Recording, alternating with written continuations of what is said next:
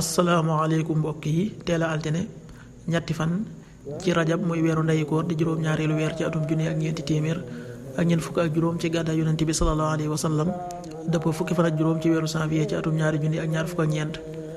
ñetti fan dafa bokk ci lim yu fàtte yi kon tey ci altine ji rafetul altine ju nekk sunna la ci ku ko man mu wor ko.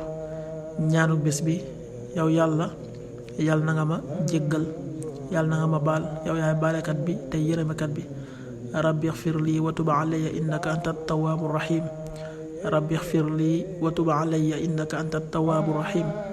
xadiisu bis bi yonent bi sallallahu alayhi wa sallam nee na budul woon ak bañ a sonal sama xeet wala bañ a sonal nit ñi kon ma digal leen ñuy socc njëkk julli gu ne.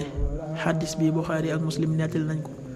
qaala rasulullahi sallallahu alayhi wa sallam lawla an ashuqa ala ummati aw ala nnaasi la amartuhum bis siwaaki maa kulli salaa.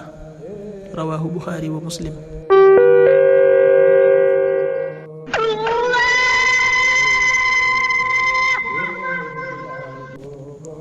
waxtu julli yi suba waxtoom dana tàbbi 6h17 juróom benn waxtu yu tegal fukki simili ak juróom ñaar.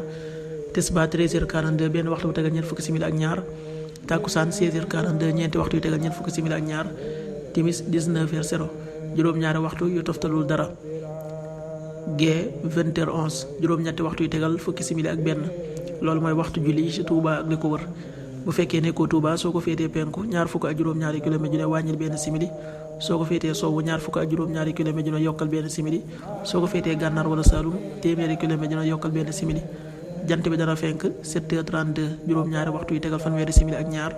di soo 18h56 juróom benn waxtu yu tegal juróom fukki simili ak juróom benn. yàlla na nu yàlla nangul te nangul leen amin.